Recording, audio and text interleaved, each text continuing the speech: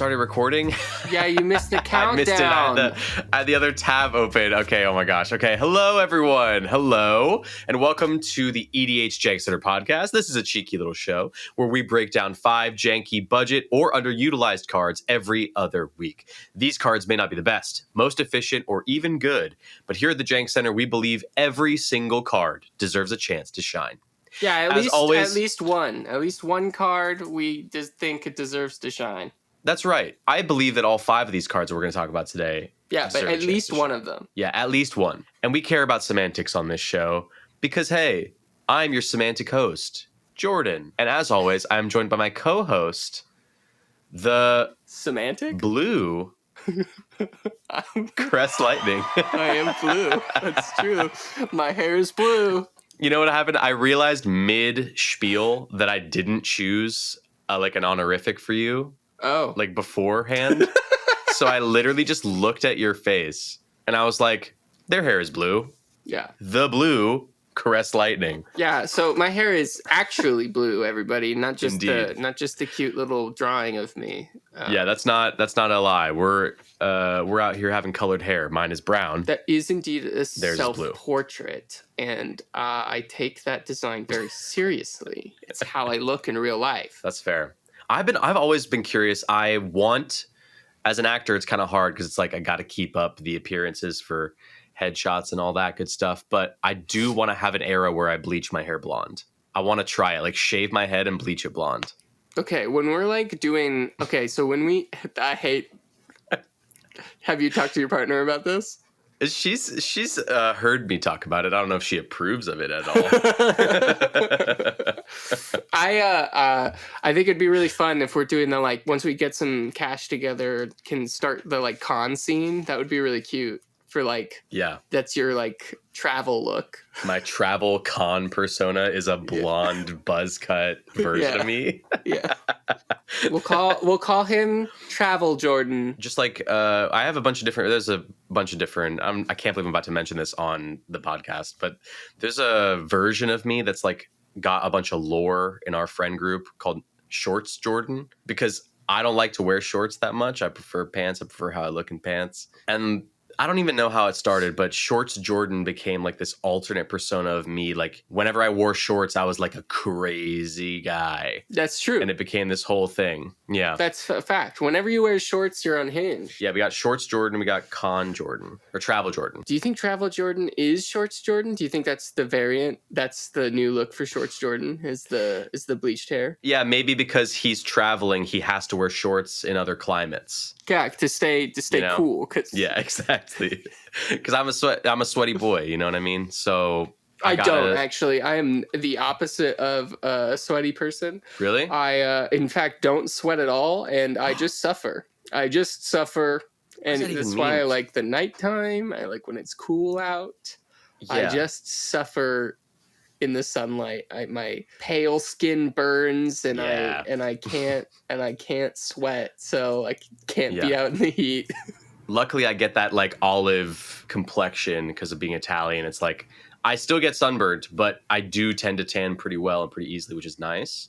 Yeah. But yeah, how's it been? We haven't spoken in this way in quite a bit. We were both kind of struggling with being sick. You got sick for like a week, and then the week after I immediately got sick, and then I'm still not quite over it. I'm way better now, but I'm still like snuffly and stuff like that. And then this today, trying to get this up and running. This was like a cursed episode from the beginning. It took like 30 minutes for me to get Google Chrome open on my fucking Mac. For a second, it was like, oh, you need to update this. And then I was like, okay, click update. And it was like, no, actually, your Mac is up to date. It's just gaslighting you. Yeah, I know. What the hell, Apple?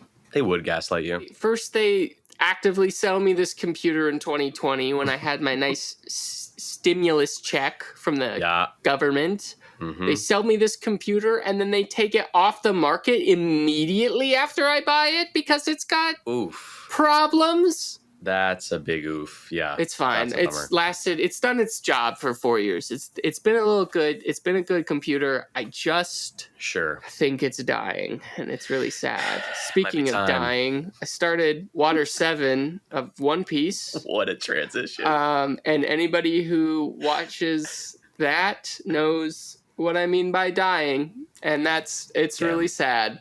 And I'm really sad. That sucks. Watching One Piece right now.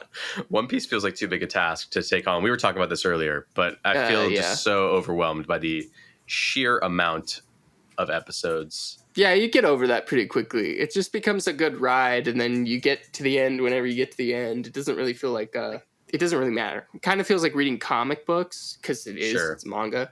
But like, I mean that in the sense that like you watch Spider-Man 1 and you don't really get overwhelmed that there might be a Spider-Man 2 or Spider-Man 3. Right. They all have different stories. And so each arc in One Piece is pretty self-contained. I was talking to you about, I think I want to just wait for because I've heard the live action is pretty decent. It's pretty good. I think I'm just going to wait. I might get flamed for this. And just watch the live action. And hopefully I think that's a good idea. Sort of. I think you should watch the live action show and then pick it up where you left off, because I don't trust Netflix to continue One Piece past 3 seasons.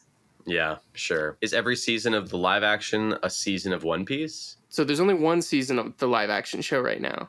Right. So we don't know what they're going to try to contain in the 2nd season. Gotcha. I assume they're doing the Alabasta arc, but I could be wrong. Yeah. That doesn't mean anything to anybody who doesn't watch One Piece, but the first season, it's like 10 episodes, 8 or 10 episodes, I can't remember. But that first season is the like entirety of the East Blue arc, which is like, I think in the anime it's like 65 episodes roughly. Whoa.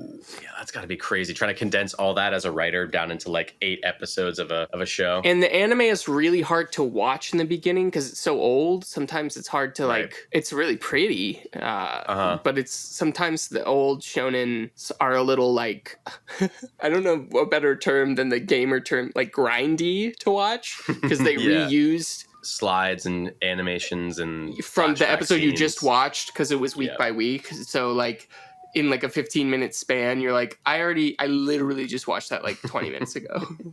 So it can feel that repetitive. So it's pretty stilted and like and sort of slow. And the animation's not as modern animation, especially with shonen like fights and stuff. I think people really like the way stuff looks now.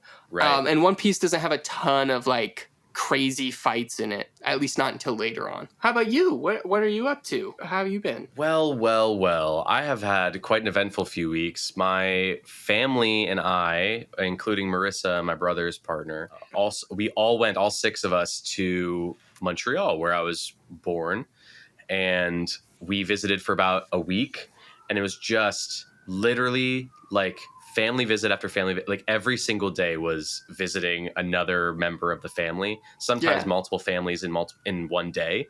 So it was exhausting. I believe that. However, we were eating so well. My family's Italian and French. Montreal is also an incredible city for food in general. I believe it's got the most restaurants per capita of any city in the world. That's pretty dope. Yeah, there's so much access to all different kinds of food. And between the restaurants and my family, we were eating so well. Oh my gosh, we're so spoiled. And it was really nice this was the first time Marissa's been to Canada. And we were able to just kind of introduce her to all the family. And that meant a lot to me. Family got to meet my brother's partner too. And fell in love with Montreal all over again. And I think it was nice to see it through the eyes of my partner, which was really cool. Yeah. And I don't know. Maybe one day we'll move. I don't know. We were talking about it, getting like we come visit, like it's like a train away from Toronto. Exactly. And so, yeah, it was really, really nice and beautiful. And I've been working, trying to have a social life on top of that. Like last night we celebrated. So I'm a music producer, obviously, for people who don't know. About a week and a half ago, 2 weeks ago now, 2 songs that I produced came out on the same day. Oh, yeah. Yeah. That's true. So if you want to check them out, it's Suit On Twice by Elena Hester and Are You in Love with Anybody by Seth Cagle and Faye. Were you going to put them in the description of the I will YouTube? put them in the description for people to check it out. And we had one party for one single, and then last night was the other sort of get together for the other single, and we went to this amazing salsa club where I live, and it was so much fun. We had such a great time. We got a little drunky. So now you're hungover for the podcast. No, I made sure to... Professional, real professional, Jordan. I'm just drunk. I'm only just drunk as you. I don't sound like that when I'm drunk. I don't sound like anything because I'm quiet. No, you're not. I know that for a fact. Anyways, yeah, we've been having a good time trying to make the most of the summer. And part of that is doing this lovely podcast with my best friend, which we should start, by the way. We should get into it. We could talk about cards, I guess. We could talk about cards. Let's get into it, shall we? Magic the Gathering is certainly a game that we both play. Let's find a home for our first card of the day, which is Skycat Sovereign. Meow. It's a white and a blue creature elemental cat from Ikoria. Meow. It has flying. I had a feeling you're going to do some shit like this.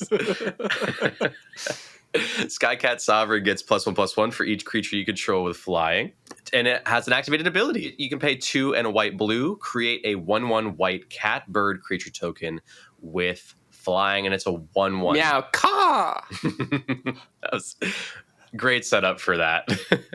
The meow meow up to the meow caw was good. The meow meow up to the meow caw. Everybody should take notes on comedy.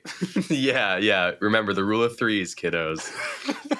This is one of those cards that I feel like people would be like, this is just a good card. However, I want to say that it's good for what it's good for. And other than that, it doesn't have many applications. Like, this obviously belongs in a flying kindred kind of deck where you just want to be running a bunch of flyers and be aggro and smash your opponents with a bunch of flyers. Yeah, that makes sense. It becomes a giant beater for those go wide strategies. So it gets +1/+1 for each other creature you control with flying. And it has a built-in token generator. We love it. It's expensive. It is expensive, which is a great transition, because I was going to say many people might not opt to do this, but you should, because this thing, and I hope our editor pops this up here, has the cutest tokens that have ever been made. The cat bird tokens from Ikoria are literally the cutest tokens ever made. Doesn't your partner use them exclusively for all tokens? Just Yes.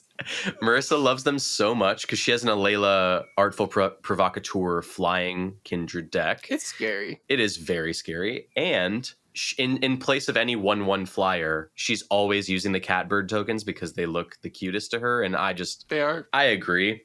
They're great. They are. The artist smashed it. Is it the same artist that drew Skycat Sovereign? Do you know? Oh, let's actually check that. It's probably not. No, it's not.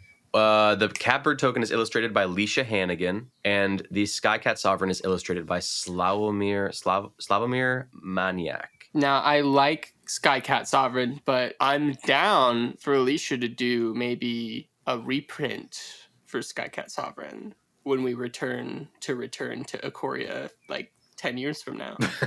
10 years from now? I hope it's sooner than that. I loved Ikoria. Well, yes, I said return to Ikoria. We haven't returned the first time. We're returning to the return to Ikoria. Yeah, like 10 years from now. Right. No, I knew what I said. All right. And I want to talk about the home I found for this card because I think it's quite wonderful. It is Akeem, the Soaring Wind. So scary. It's 2 blue, red, white. Yeah, it is. Legendary creature, bird, dinosaur. This is from Commander 2020. It has flying as well. And whenever you create 1 or more tokens for the first time each turn, create a 1/1 white bird creature token with flying, and it has an activated ability. It's actually quite similar in structure to Skycat Sovereign. I know they're just regular birds, not cat birds, but the artwork kind of, it looks like they're in like the same sky. Well, because it's definitely from Ikoria. I'm pretty sure this Commander 2020 is from the Ikoria sets. Yeah, I think you're right. Yeah. And it says you can pay 3 blue, red, white, so 6 total mana. Creature tokens you control gain double strike until end of turn, and it's a 3/4. I mean, that's 6 mana for that, but that's still pretty good. But it's a pretty decent Anthem effect, especially if you've got other pump stuff on the board, which you will in this deck. So this commander generates tokens, which will get our Skycat up to lethal level power pretty quickly. Yeah. And Skycat's token generation literally directly synergizes, and I think in part because they're from the same set, with our commander. and helps us with our game plan. And this is just, it's one of my favorites, a classic. It's pretty cool. Yeah, and that's my commander pick. What about you, baby? What you think I was about going Sky to Cat? say Ikoria, I think, was really, I mean, we started playing before that, but because of the lockdowns and stuff, when we all started getting together, once those were lifted, Ikoria was like really prevalent among cards that we all had in LA right before everybody moved away. And Sky Cat Sovereign is one that I use, one that I put in a lot of decks because I like it. Yeah. And I think everybody else does. He's just a cute little guy. He is a cute guy. And in the theme of Ikoria, my commander pick for Sky Cat Sovereign is Vadrok, Apex of Thunder. Yes. Because, and hear me out, I want to make a Vadrok Mutate deck.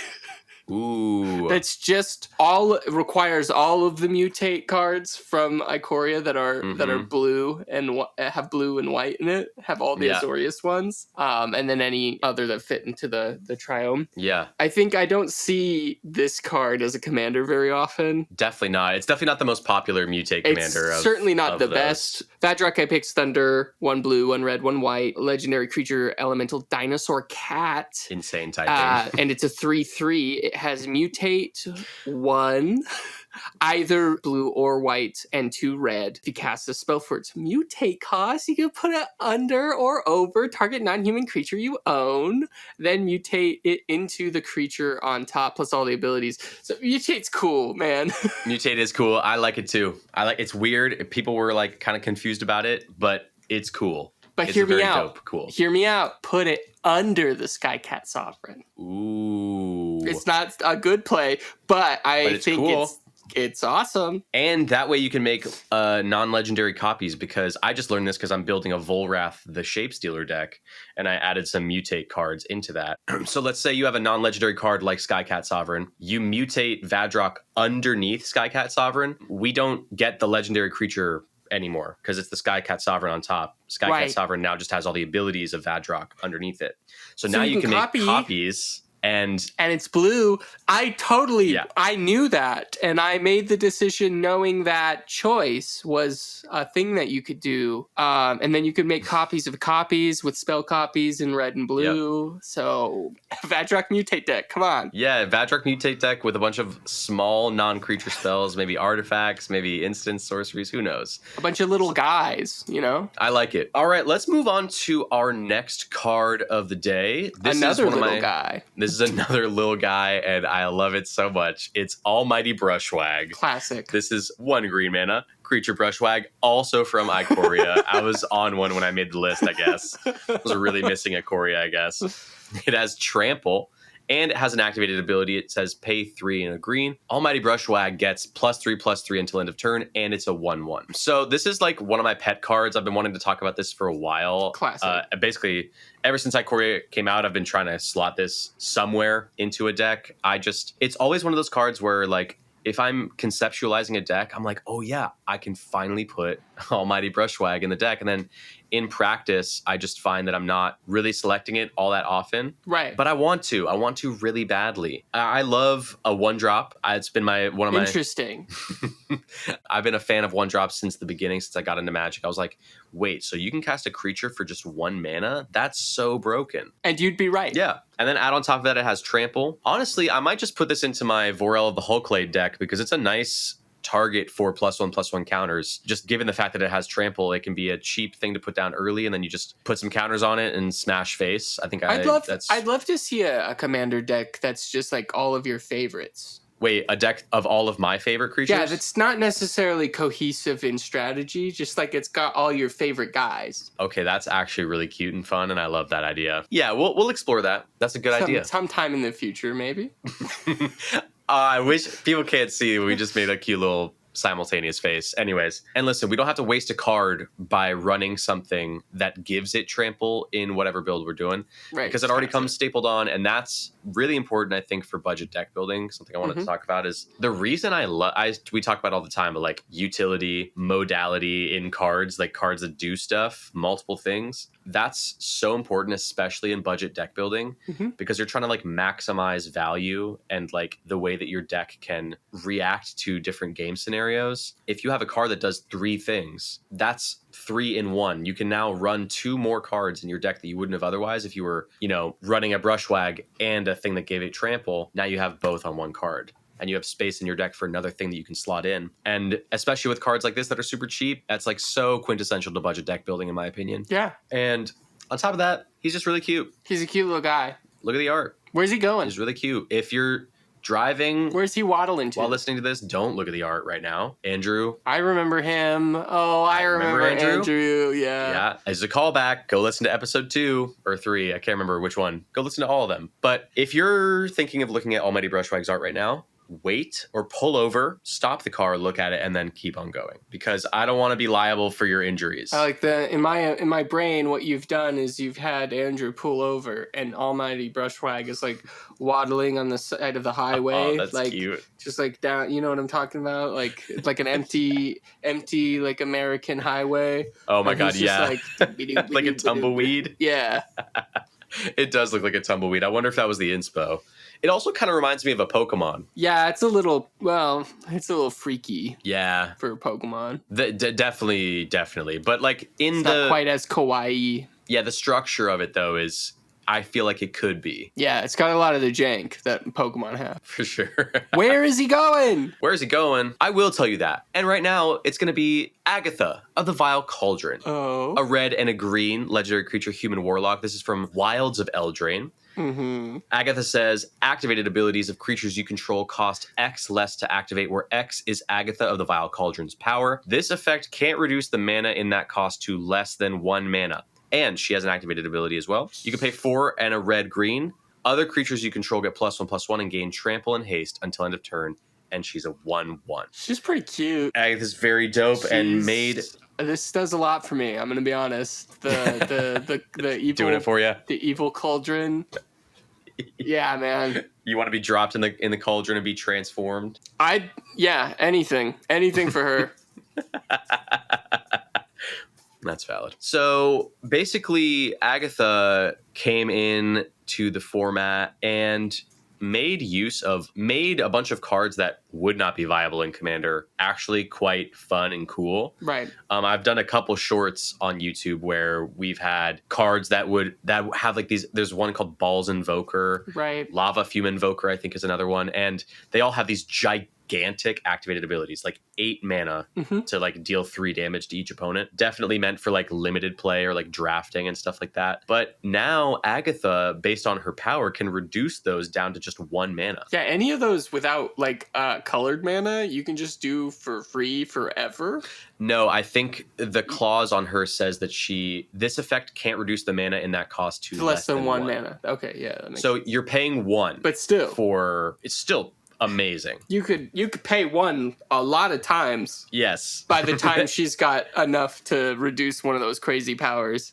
Exactly. And I hope you can see where I'm going with this, because you can just with Agatha on board, we can just reduce the Brushwag's ability, meaning eventually, we can pay just 2 mana and give it a +8/+8 buff. And that's just so good. If you have 5 mana, or +6/+6. Or wait, is it +3/+3? Yeah. You're right. I think because I'm thinking it's going to be a 4/4 when it's buffed. You doubled it, yeah. Yeah. I see. So either way, it's going to be a buff little boy, and it's going to be very threatening I understand. In conjunction with Agatha. Oh, interesting. Her own ability also goes down. Correct. Yep. Which is why the first time it's expensive. That's cool. This is a fun card. I haven't really looked at this card as a commander. You should absolutely look at that, because Agatha's a really cool card and does, like I said, allows for a lot of really fun inclusions in a deck that people are going to be like, huh? Yeah. What about you, baby? My commander pick? Yes.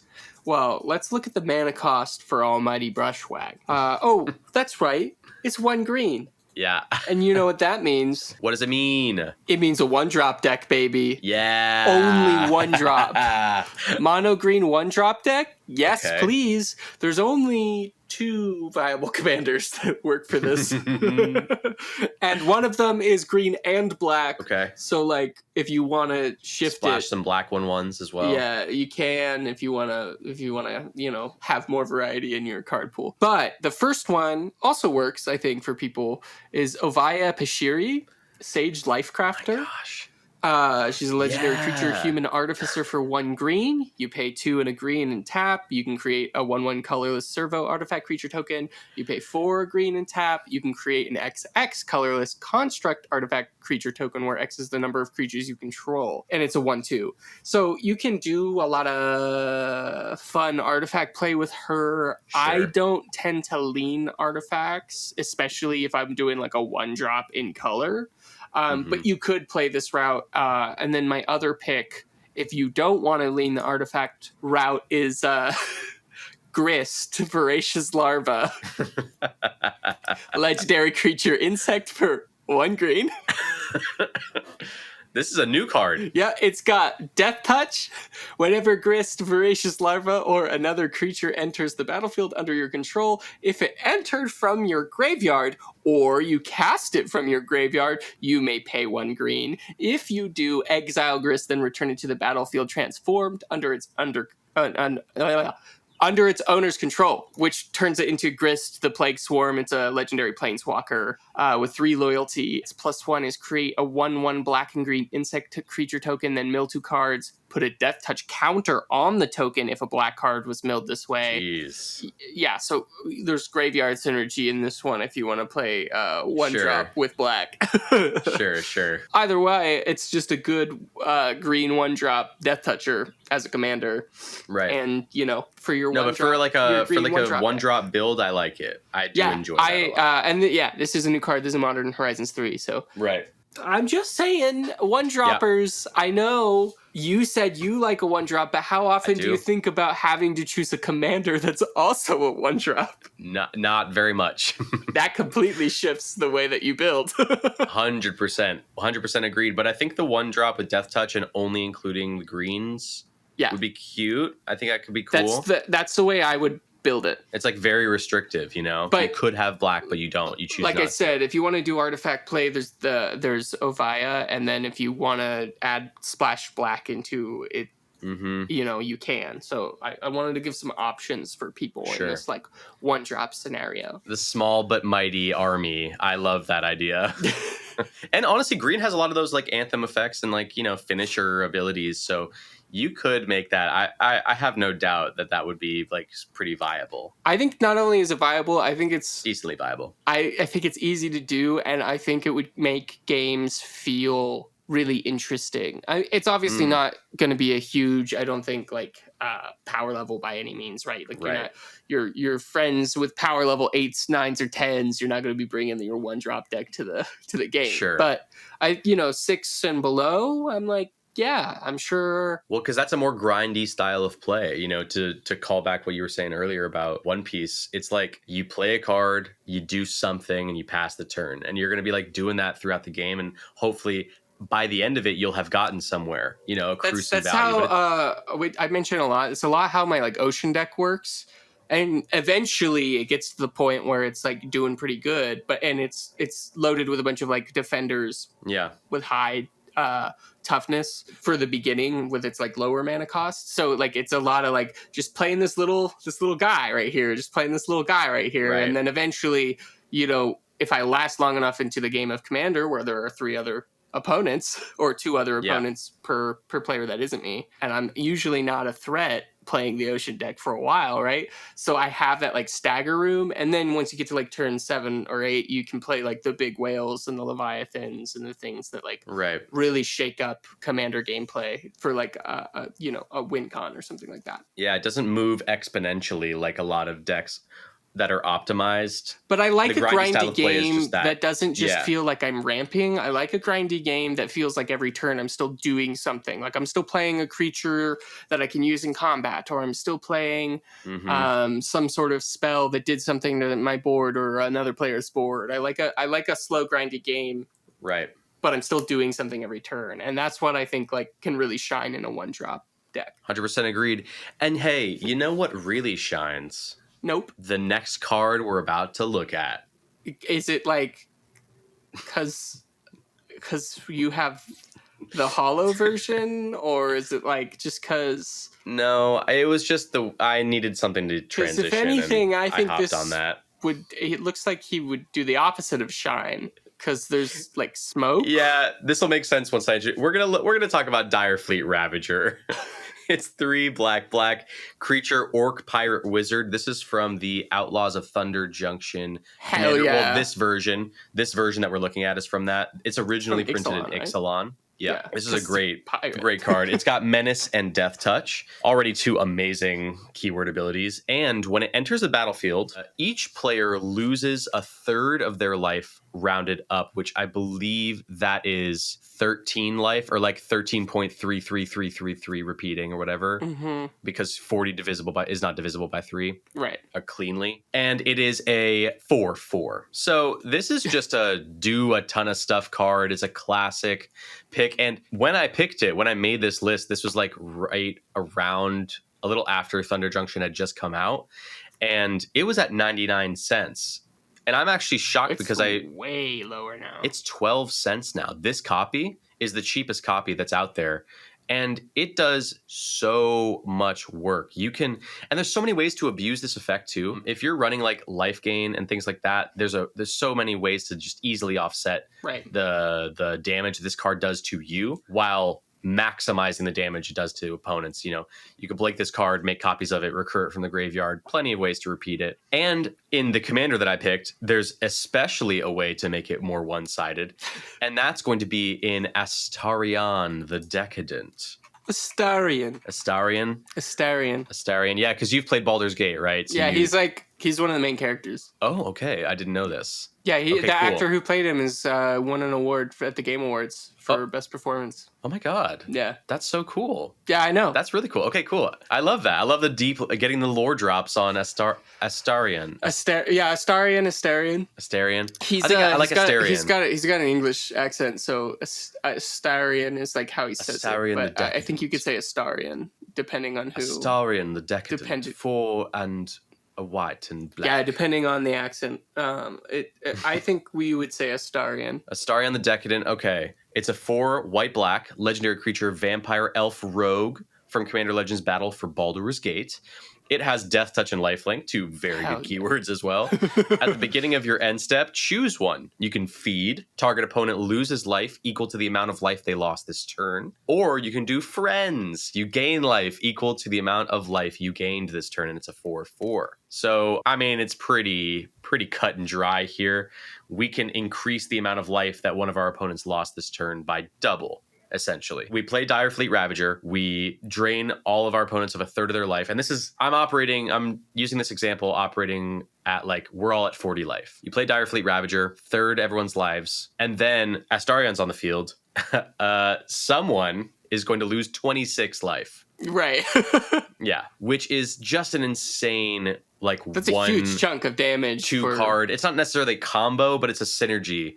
And it's really powerful, can change the entire state of a game. And that's not even considering your other 98 cards, right? Correct. Do all this stuff. Yes.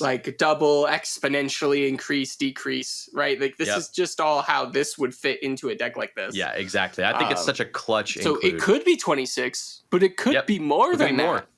You could potentially kill someone as well if you've got the other synergies on the board. And again, this is a 12-cent card in a commander that literally costs 41 cents. You could absolutely build this on a budget. And if you want to end up playing with a little bit more power, you can introduce some cash and get, the Sanguine Bonds and the Exquisite Blood combos and things like that. But for what it is, I think it's lovely. It's a great little synergy piece in Astarion and Astarion. And also, it's just a dope pirate. It's a great attacker. It's a 4/4 with menace and Death Touch. Yeah, it means it's a great blocker. Death Touch means it's such a good blocker. You gave me a really interesting idea. That's okay, maybe I want to play with this. Where maybe we'd do it like Mardu. Ooh, but Mardu, where every creature has to have 2 keywords. Oh, that's dope. Because Astarion really cool. and Direfleet Ravager both have 2 keywords. Yeah, I think that would be a pretty interesting build. God, yeah, that's so cool. I feel like every episode I just get so many ideas for decks. Like this is oh, now I want to make that on the channel. Maybe we will. Comment down below if you want us to make that on the channel. Be interesting. You know what else is interesting? My commander pick? Yeah. So this, you're right, Jordan. This is not from, it's from Ixalan, but it is in Thunder Junction. Dire Fleet Ravager. And you know who else is in Thunder Junction? Plenty of people. Yeah, but you know who's one of my favorite characters in Thunder Junction? Because I don't think he has any right to be there. His name's Rakdos the Muscle, baby. Yeah. Why is Rakdos here? Isn't he a god of demons on his own plane? Why did he come to Thunder Junction? I know the context of why he's on Oko's crew. I just think, why did the creators pick the god of the Rakdos cult? Yeah, I feel like he would be the big bad of Thunder Junction. He's too... I agree, but I like the idea of taking a big bad. It's one of my favorite tropes in like anime and comic books, where you take somebody who originally was like really threatening and really scary, and then you make them just like this like comedic villain as they slowly whittle down. Like in Kingdom Hearts, Maleficent is like one of the first villains, and then every subsequent game, she joins Pete the cat. And then slowly but surely, you just take her less and less seriously, even though she's doing villain stuff, right? Or like Team Rocket from Pokemon, right? How they're like, in the in the pilot, they're like the two craziest operatives. That's true. They're like so evil. Yep. And like high-ranked operatives of Team Rocket, and then they get obsessed with Pikachu, and everything goes downhill for them. That is really funny. That's a good point. And so I like this. I really like this character trope. It's like one of my favorites. Where you take like a really, really scary figure, and then they just become slightly more comedic and less threatening with every entry. So that's why I picked Rakdos. But also, guess what? Flying and trample, that's 2 keywords, baby. That's 2 keywords, baby. Rakdos the Muscle is a 2 colorless, black, and a red legendary creature, demon mercenary with flying and trample. Whenever you sacrifice another creature, exile cards equal to its mana value from the top of the target player's library until your next end step. You may play those cards, and mana of any type can be spent to cast those spells. Sacrifice another creature, Rakdos the Muscle gains indestructible until the end of turn. Tap it, activate only once each turn, and it's a 6/5. That's so good.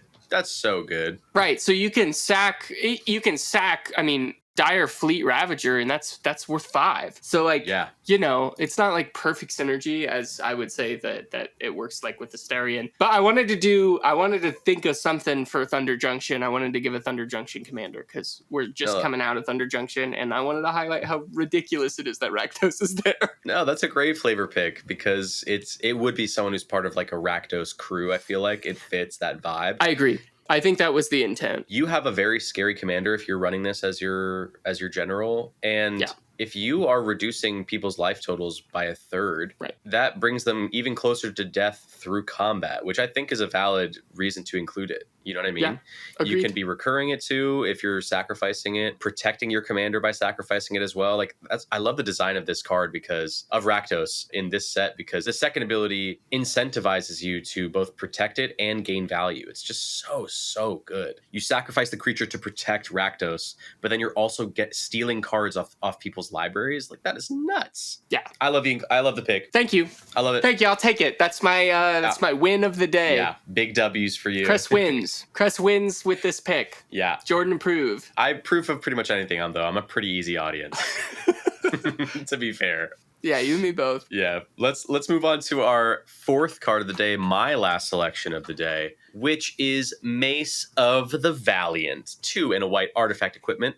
This version we're looking at is from Commander Masters, but it was originally printed in Throne of Eldraine. Equipped creature gets +1/+1 for each charge counter on Mace of the Valiant and has Vigilance.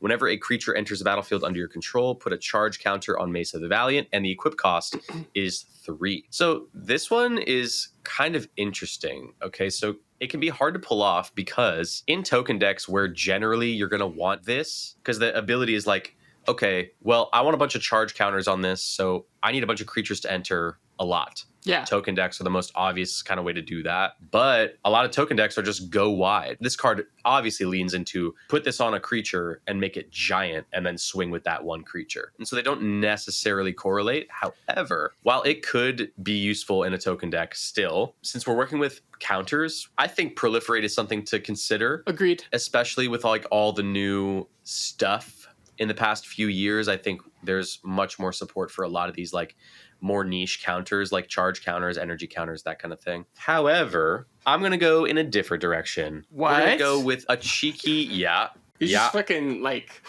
hit me two ways. You were like, bunch of creatures? Bam! No, what if we did proliferate? Bam! We're not even doing proliferate. That's right. I keep it fresh here on the Jank Center podcast. I keep everyone on their toes, you know? Yep, they're little toesies. Speaking of toes, I think this card has toes. The commander pick is Ifara, God of the Polis. 2 white-blue legendary enchantment creature god from the original Theros set. Or wait, no, this is Born of the Gods, so not the original Theros set. From the Theros block, though. It has Indestructible. And as long as your devotion to white and blue is less than 7, Ifara isn't a creature. And at the beginning of each upkeep, if you had another creature enter the battlefield under your control last turn, draw a card. Oh, interesting. And it's a 6/5. So you can see where I'm going with this. It's kind of like a blink strategy. A blink deck where creatures will be entering the battlefield multiple times. Maybe not at quite the same rate as a token deck, but I think there will be enough ETBs to get a pretty beefy Mace of the Valiant going. Yeah, I mean, you get a Thassa Deep Dwelling in this deck. You got tons of cards like that. Yeah, and it's another indestructible target to put Mace of the Valiant on, which is going to be my next point, where we just equip Mace of the Valiant to our literally indestructible commander. Right. And we just start swinging, killing people with commander damage. Yeah. It does both, you know? You can have Ifara operate as just an engine piece to help keep your engine going, or you can run a couple things like Mace of the Valiant in there that make her like a closing threat if your blink strategy has been like iced throughout the game. I just think it's great. It is great. And now I want to build an Ifara deck. I really do. You should. I think that would be really interesting, especially if you keep it focused on the blink and focused on the maybe the Theros aspect of it. I don't know. Could be cool. Yeah. And like sort of keeping, I don't know, an equipment, like keeping equipment around is a really interesting angle as well. Yeah, because I like that. I just always want to make sure that my bases are covered when I'm deck building. Yeah. So even though I'm focusing heavily on blink, let's look at the commander for a second. Okay, it's indestructible. Well, that means it's almost immune to removal, not completely, but a lot of stuff is not gonna get at it. No. Board wipes, single target removal. You need exile effects or -X effects, or sacrifice effects to get it, but it means it's going to be not as vulnerable as other commanders. So let's lean into that with some equipment that buff it up, maybe some unblockable stuff, like who knows? Yeah. But I'm always thinking of those kinds of things, and I like Mace of the Valiant for that, simply because it generates value over time and eventually becomes a win con. Right. And again, that's like 3 things in one. Well, the reason I say in one card, you know? Protection for equipment is like an interesting angle is because Mace of the Valiant, no one's going to be destroying the creature that Mace of the Valiant is. People are going to be destroying Mace of the Valiant because Mace of the Valiant keeps its counters. So even if they destroyed the creature that it was on, if it wasn't this indestructible god, right, could then equip it and it keeps those counters on it. And so it keeps the buff, which makes it incredibly susceptible for getting destroyed over the creature itself. Sure. So I didn't think about that. That's a good point. So protection for equipment is interesting. I've never really thought about it. I'm sure people who play Voltron have there's a couple like pretty solid workarounds, but I don't. Yeah, there's a I don't couple know. Cool cards. I think this doesn't necessarily seem like it's focused Voltron, so it interests me. Yeah, it's like it's a piece that sits on the side, collects value, and if someone wants to use their removal on that, okay, but our commander's still indestructible and our engine's still online, then it's kind of a win-win for us in this situation. But what about you? How are you feeling about Mace of the Valiant? Where do you feel like it should go? Well, it's from Throne of Eldraine, and for the life of me, I could not figure out who uses this mace. Who does use this? Does anybody? I don't know. Every major character I saw, every knight, every legendary creature has a sword on them. I could not find somebody using this mace, so I was like, fine, I'll pick somebody. Who you think would use the mace? Yeah, and so I ended up landing on Sir Armont, the Redeemer. A legendary creature, Human Knight, for 3 colorless, a green and a white. Ooh. When Sir Armont the Redeemer enters the battlefield, create a monster role token attached to another target creature you control. If you control another role on it, put that one into the graveyard. Intended creature, the monster role gives it +1/+1 and trample. Yeah. And enchanted creatures you control get +1/+1. So I thought that one, I think she would use it because, I mean, look at the art for this card. This feels like somebody who would use the mace for sure. of the Valiant.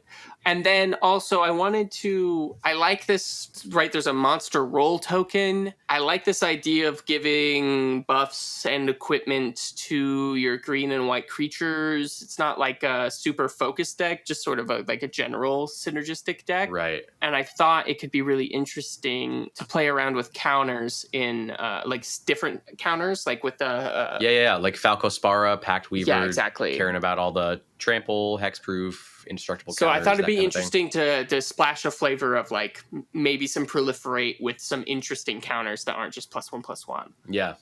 In a Celestia deck. Yeah. So that's kind of the angle here. I'm not like 100% satisfied with that, but I think Flavor Pick, this is the only person I could flavor find wise, I support it. They'd use the Mace of the Valiant. Yeah, like the body type and the way that like the figure is sort of standing. Yeah, feels very blocky and like they would be wielding a mace. I fully agree with that. Definitely. Well, I love that selection. That's a cool pick. And I love the art of that card. That's so cool. I regardless, I want to build this deck, I think, Sir Armont. I think this is the Knight deck I want to build. I like having access to these uncommon commanders because, I don't know, I just love all the freedom of choice we have in deck building now. Yeah. People complain that there's so many cards and sets all the time, which it's valid. I get it. But it also means we have so many choices, so many creative things to do now with our builds. And I think that's really fun and exciting. I really like uncommon commanders in the context of like creating commander cubes that aren't too like expensive. So the more uncommon commanders you have, the more fun I think drafting for a commander 99 Definitely. With commons becomes. Cool. So sort of like this like pseudo popper. Yeah. Pauper commander draft experience. Yeah, that's fun. Speaking of fun, I think we gotta move on to Cress's chaos pick of the day.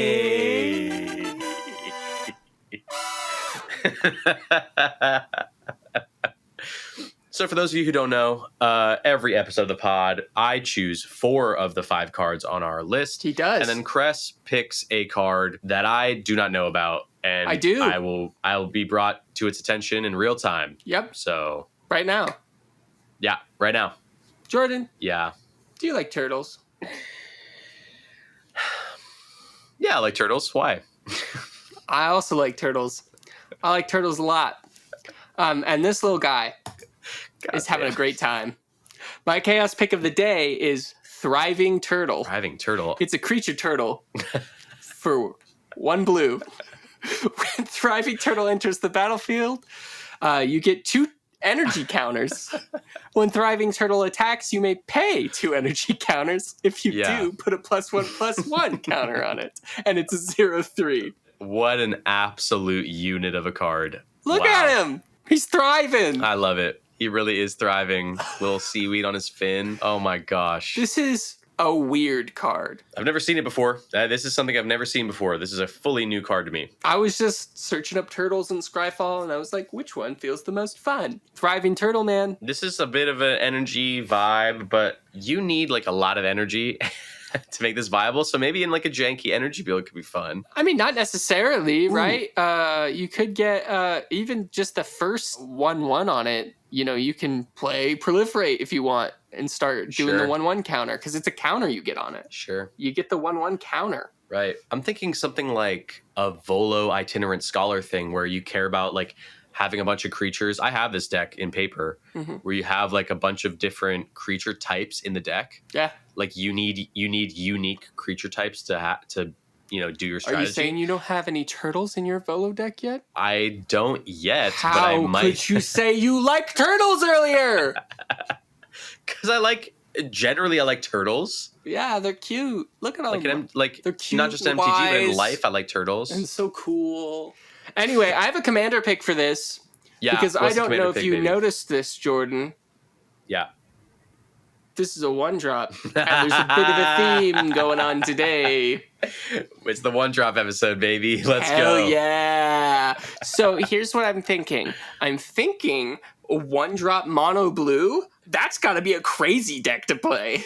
Like 1-drop mono green, I feel like actually would be viable, but 1-drop mono blue, I'm sure it probably is to a degree, just because it's also just a powerful color. But I think it'd be really fun. Yeah. And so the commander pick for that is Tamiyo. And anytime I can mention Tamiyo on this podcast, I'm going to be excited because Tamiyo is like one of my favorite cards. It's like the OG. Yeah. Tamiyo, Inquisitive Student, as legendary creature, Moonfolk Wizard with flying. Whenever Tamiyo, Inquisitive Student attacks, investigate, create a clue token. And when you draw your 3rd card in a turn, you get to exile Tamiyo, return to the battlefield, transform under her owner's control. She's 0/3 for 1 blue. And when you transform her, you can transform her into Tamiyo Seasoned Scholar. And Jordan, I know what you're saying here now. There's green now, which means this deck could also have Almighty Brushwag. Yay! We did it. So we're doing like a Simic 1-drop thing, potentially, or a mono blue 1-drop thing. I think it'd be better in mono blue, but, you know. I think there is. I literally cannot think of the commander right now, and hopefully someone in the comments will help. It's a commander that literally it's mono blue, and it's like, I think from Kamigawa. I think you're right. Oh my gosh. She makes creatures like that unblockable. But yeah, I think there is like a commander that cares about that. So that the turtle could also go in there too. Could be cute. Well, that's my pick. Thriving Turtle is a beautiful little card, and I love it very much. And shout out to all the energy synergies that's been being thrown around recently. It's kind of crazy that it's made such a comeback. I love it. Shout out to all the turtles out there. Big shout out to all the turtles out there. That was a lovely Chaos pick, but now it's time to move on. We've got a couple other segments of the pod to get to, baby. Really? But we've mentioned 5 cards. Yes, but now we have to do the Discord poll. Of the day. Of the every other week. So if you're a member of our Discord, which you can be for free, you can join in the description below. It's pretty cool. It is pretty cool. You get to participate in the polls. So we poll our Discord members every time we record an episode, and we ask them a MTG related question, and we just break down the stats here on the pod. Crest creates a cutie little chart, and we just kind of have a chat. So this week's question was, who is your favorite member of Oko's crew? This is a Thunder Junction related question, obviously. If you don't know the lore, there are plenty of really, really, really talented YouTubers who talk about these lore. Just look up a Thunder Junction video and just hear how ridiculous this story is. Here are the options that people had to vote on. Oko, who's the leader. Breaches, which is the monkey from Ixalan? I think from Ixalan. Yeah. Malcolm, who's also the other flying pirate from Ixalan. We got Ariete of the Charmed Apple from Wilds of Eldraine. We've got Gisa and Geralf from Innistrad. Remember those two? Remember the 2 twins who do zombie stuff? Yeah, they do zombie stuff. We got Kervek, who is from, I think, Dominaria? Mirrodin? I think Dominaria. Okay. Rakdos, we obviously from Ravnica. We talked about this. Satoru from Kamigawa. Tiny Bones from, I don't even know where Tiny Bones is from. It's because he was revealed in what was Jumpstart, I think. Jumpstart, yeah. He was a Jumpstart card, so there's no plane associated with Tiny Bones. They pulled a character from Jumpstart and just gave him a plane. I don't know. And just was like, let's put him in a cowboy hat, and he's part of the crew. He's a named character now. In the lore. Yeah, we've got Vraska next, which is also from Ravnica. She's an icon. And then we've got Annie Flash, who's a new character from Thunder Junction. And we've also got Kellen, who is Oko's son, and also from Eldraine. So that's a lot of choices. And I don't want to go through all of them here. So no, there's a couple highlights to mention. There is a couple highlights. So overwhelmingly, people voted for Tiny Bones. Tiny Bones made up for 30% essentially of the entire vote. Which I think tracks for the Jank brand, the EDH Jank brand. For sure. I voted for Tiny Bones. I did not. I'll tell you who I voted for. I voted for Oko. And that is because I think Oko's the Magic the Gathering character that I'm most likely to play if I was to voice or act. I like that selection. I could play Tiny Bones, I feel like. I feel like you'd be really Maybe good. giving Tiny Bones like a really deep voice like this. I feel like you do a pretty good Breaches as well. Like being a monkey, eh? But like a pirate monkey. Like being a monkey, eh? And I do believe he's the spy? I don't know. I believe that he and Vraska are working with Jace. Okay. Well, because Vraska and Jace like to kiss. That's true. But Breaches, I think, is like Vraska's inside person. Okay. Because Jace isn't really... if you notice, I left Jace off the crew because Jace isn't part of the crew. Everybody. Jace hired the crew. So he's not a part of it. OMG. He's not part of the crew. He just hired them to do the job. Right. It's a separate affiliate party. Yeah, then we have... I'll just go to like Vraska's the next most popular, followed by Breaches. So that makes sense. Vraska took up 14%, Breaches took up 10%. The rest are single digits. I think the Vraska card, is definitely one of my favorite out of all of these Thunder Junction ones. Other than Rakdos, because again, why is Rakdos here? Yeah, I think Vraska's popular too, because listen, in the same way that you feel about Agatha, people feel that way about Vraska. I feel that way about Vraska too. She's kind of ultimate mommy, you know? Like, I get it. The last one I want to talk about, both started laughing before I even said it, is Satoru, who unfortunately got 0 votes. Nobody voted for Satoru. I don't know why. One person? Like, what's wrong with him? He's cool. Is his card not memorable enough? I don't know all these cards, so I don't know what it does. The one from Thunder Junction does like draw a card if like no mana was spent to cast a non-creature. Interesting. Something like, yeah. We'll have the editor like throw it up on the screen here. So honestly, we'll throw up all the cards for the whole crew since we went through them name by name. We're not going to really go over what they do or anything like that. Yeah, no. But it's kind of interesting to see where people's interests lie, and it is a curious thing to see why people wouldn't pick Satoru. Let's move on then. I think that was a lovely little poll. I appreciate you creating that cute little chart. Yeah, appreciate everybody in the Discord who participated. Who participated. Let's move on to our patron questions. So, hey, if you're subscribed at the $3 tier of our Patreon, you get to submit questions to us, and we answer them on the podcast. So, except for last episode where we had a special guest, so there was a reason not to. Sorry, everybody. Yeah, exactly. Sorry, not sorry, because it was great. We loved having Mike on. Anyways, Go check out 5 Cards to Die with Mike Carosa if you haven't already. So, our question today was submitted by our lovely patron, King_Vire. Thank you, King Vire. We appreciate you so much. Thank you for all your support. King Vire, that's for you.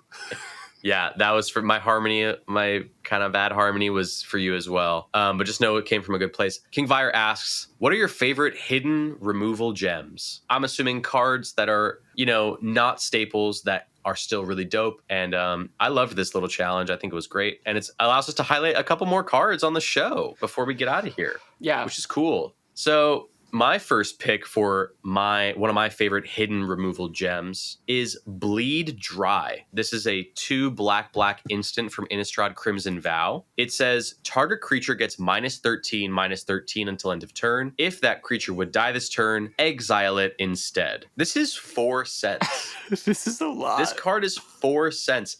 This is one of my favorite removal pieces in the game, period. Personally, I know that like people are going to look at that 4 mana cost and be like, roll their eyes or whatever. But listen, 2 extra mana to get that -13/-13 ability removes indestructible creatures. Yep. That is how you can get around indestructible creatures. So it gets even more than just like a regular destroy target creature or whatever. And you get the exile buff. On top of that, it'll exile it. Yeah. It'll literally exile it. And the -13/-13 gets most creatures. There's going to be a few maybe that survive or whatever. If you're threat assessing correctly, I don't see why you couldn't include this in at least a budget build. Yeah. I get it for like more optimized styles of play. You're not going to want to run this.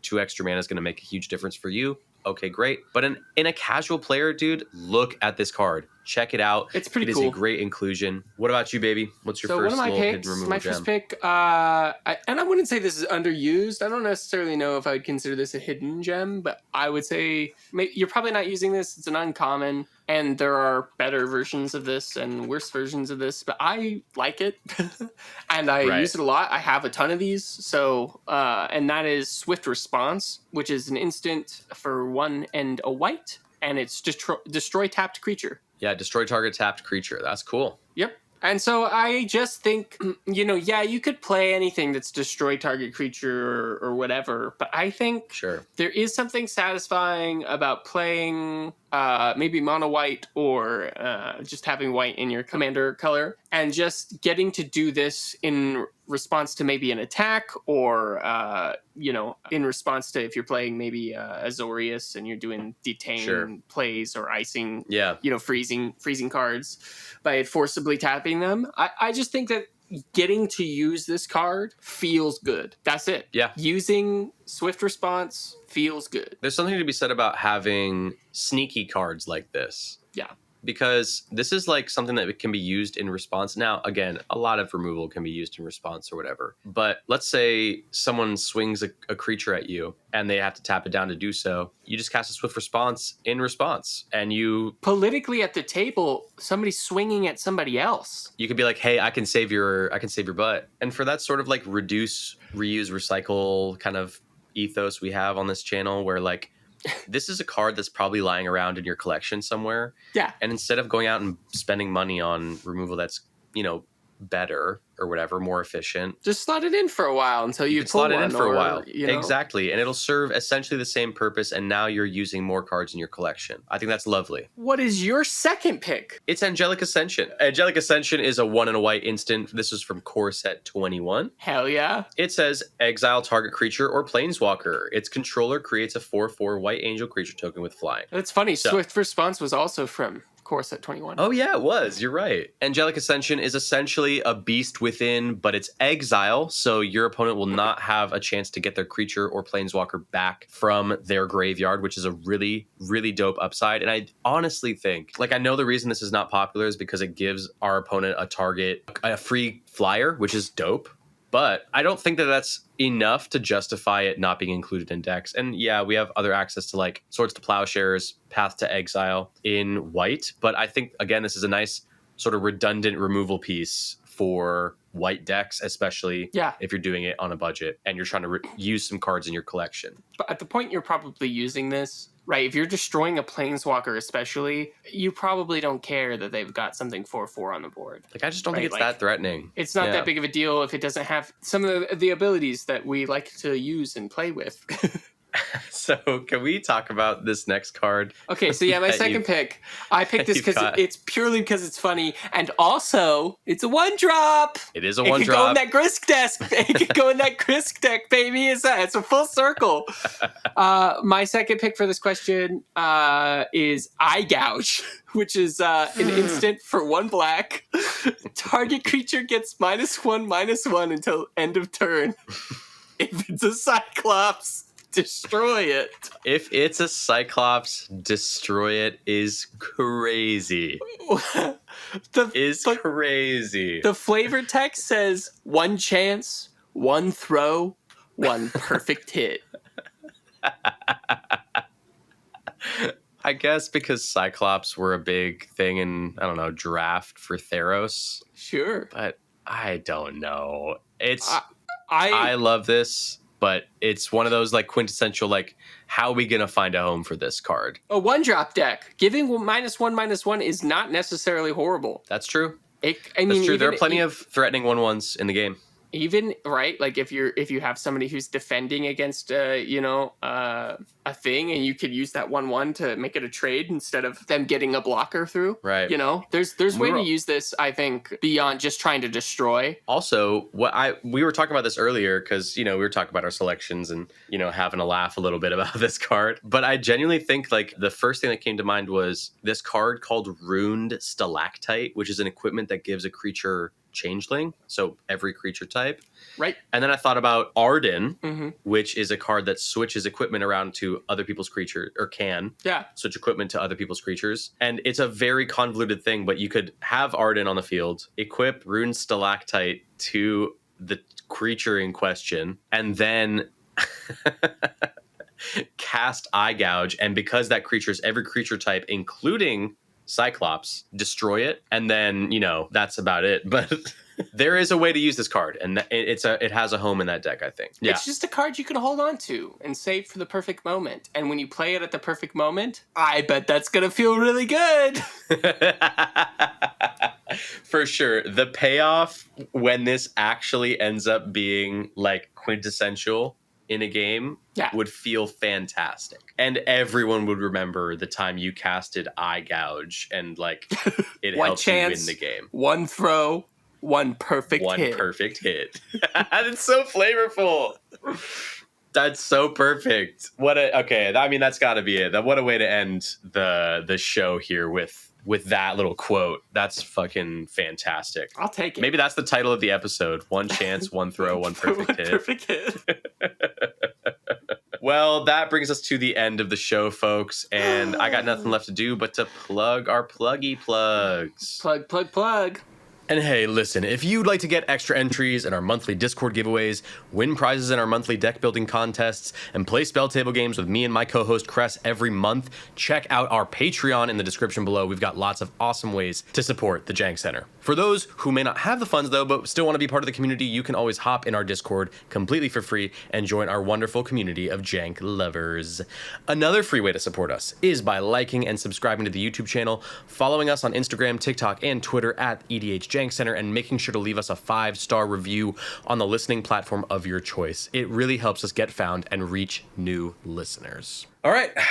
And that's kind of all she wrote. So, Cress, you got any closing statements for us before I get us out of here? I think the real power was the friendship we made along the way. Was the friendship we made with all the 1-drops. Yeah. And especially the turtle. That's actually really cute, and I support that as a closing statement. I'll add to it by saying this. Remember, kiddos, the spirit of the format is the gathering. And remember, kiddos, the spirit of the format is Thunder Junction. Yeehaw. Now let's get right on out of here.